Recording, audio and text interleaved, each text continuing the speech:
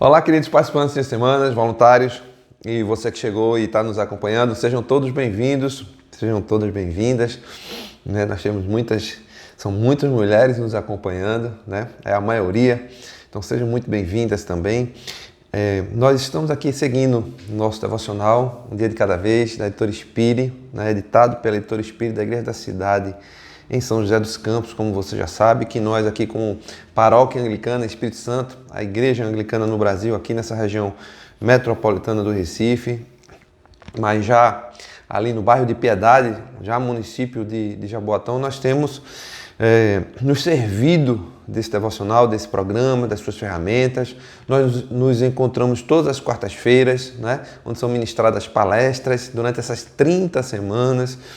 E após as palestras nós nos encontramos em grupos, onde nós fazemos as nossas partilhas e conversamos daquilo que nós temos descoberto sobre as nossas próprias vidas e que precisam ser tratadas, curadas e saradas. Pois bem, nós estamos na decisão Reparar, é a 7ª decisão, é a penúltima decisão. Nós estamos na semana 24, né? Nós estamos tratando aqui de iniciar esse processo de reparação, é isso que nós estamos fazendo. Para isso nós demos vários outros passos. Estamos hoje no 5º dia, hoje é o dia 5 dessa semana 24, e o tema hoje é sem julgamento. Antes de a gente continuar, dá um clique no like, compartilha com muita gente, nos segue aqui no canal do YouTube, nos segue no Instagram, acompanha nossas mídias, acompanha todas as ferramentas, né, que nós estamos disponibilizando, todo o conteúdo para que você possa ser beneficiado, né, com tudo que a gente está fazendo. Então, nós estamos produzindo tudo isso para você, né? Lógico, nós crescemos, nós estamos aprendendo, mas estamos disponibilizando para as pessoas da nossa comunidade, pessoas de outra igreja, de igrejas irmãs e outras denominações, inclusive. Mas olha, hoje nós temos aqui uma passagem em Mateus 7,5, Evangelho de Jesus Cristo, segundo Mateus, capítulo 7, verso 5, diz assim: Hipócritas, tire primeiro a viga do seu olho, e então você verá claramente para tirar o cisco do olho do seu irmão. Vejam, Jesus sempre foi muito duro com esse tipo de pessoa, né? Você veja lá, ele nunca alisou os fariseus, bateu forte, e sempre que se tratava de falsidade, ele batia forte mesmo, ele não alisava. Nós, aqui nessa passagem, né, a gente, começando lá no verso 1 do capítulo 7, diz assim: não julguem para que vocês não sejam julgados, pois da mesma forma que julgarem, vocês serão julgados, e a medida que usarem, também será usada para medir vocês. Porque você repara no cisco do olho que está no olho do seu irmão e não se dá conta da viga que está em seu próprio olho. Como pode dizer ao seu irmão: deixe-me tirar o cisco do seu olho, quando há uma viga no seu? Então Jesus está dizendo assim: olha, cuida da tua vida. Cuida da tua vida. Olha para você primeiro, para depois você olhar para os outros. Lembra do que eu fiz, né? Porque parece que a gente se esquece. A gente esquece que nós fomos perdoados. E muitas vezes nós queremos então agir como aqueles que vão julgar as pessoas. Julgar, quando eu digo no sentido de julgar e condenar, não é?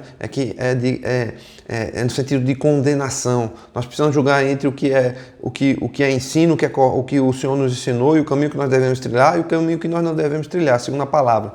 Mas quando se trata do outro, né, julgar dessa forma, mas julgar, condenar, não. Porque olha só o que nós temos aqui, Deuteronômio 8, verso 2, diz assim: recordar-te-ás de todo o caminho pelo qual o Senhor teu Deus te guiou no deserto. Esses 40 anos. Então ele está lembrando aqui, Moisés aqui está lembrando a condução que Deus fez do povo durante todo o deserto e não abandonou. E muitas vezes a gente se esquece disso, né? Assim como ele foi com aquele povo no deserto, ele é conosco hoje. E a gente precisa ser lembrado disso. Por que a gente precisa ser lembrado?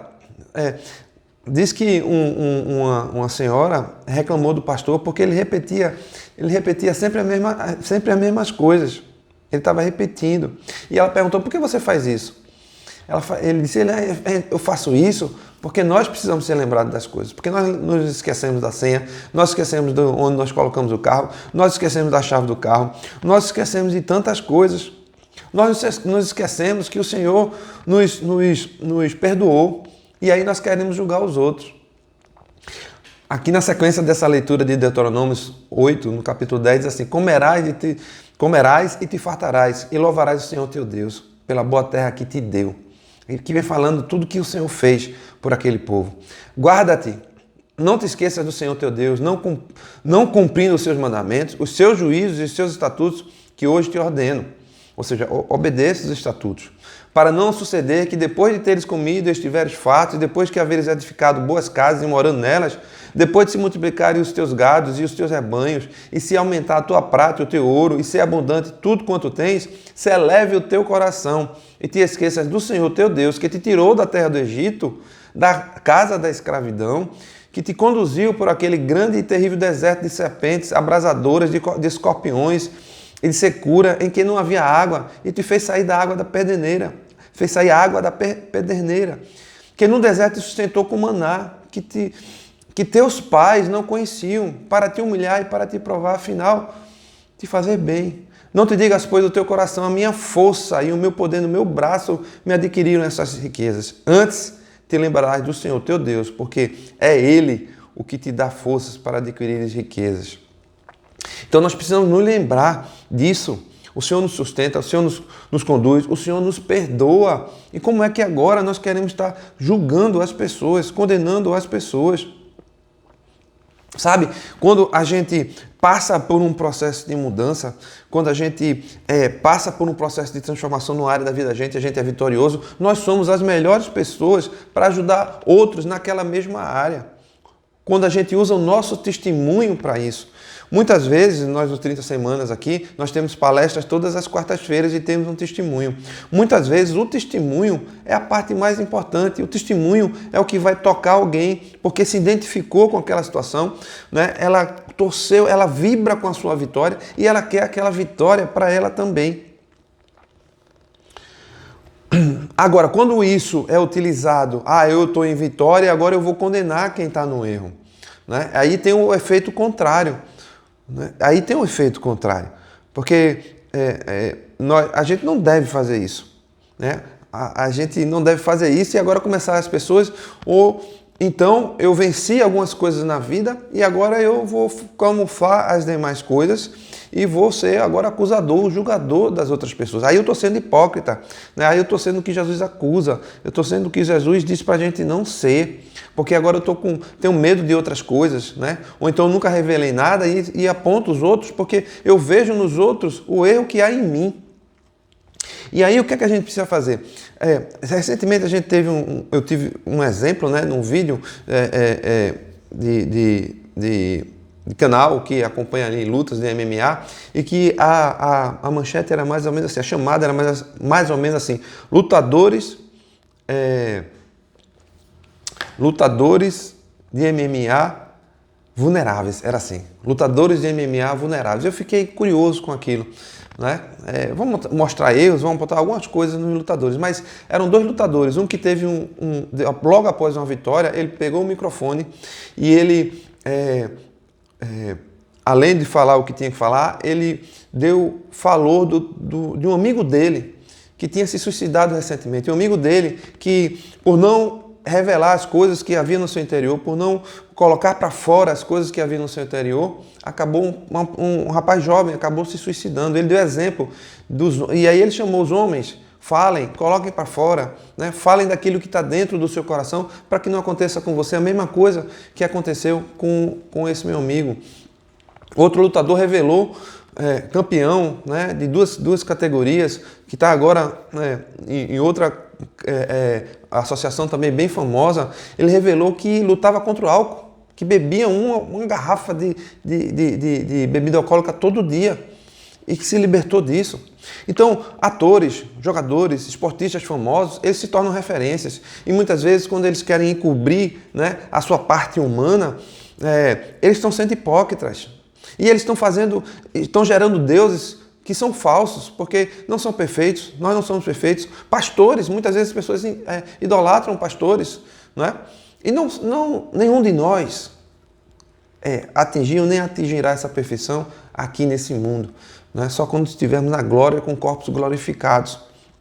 Então, quando nós nos deixamos que as nossas fragilidades elas apareçam, né? Nos mostremos da forma que nós somos humanos e que precisamos de ajuda assim, do Senhor, das pessoas, para sermos transformados, nós nos transformamos agora em poderosas canais de bênção, de testemunho, de transformação na vida das outras pessoas.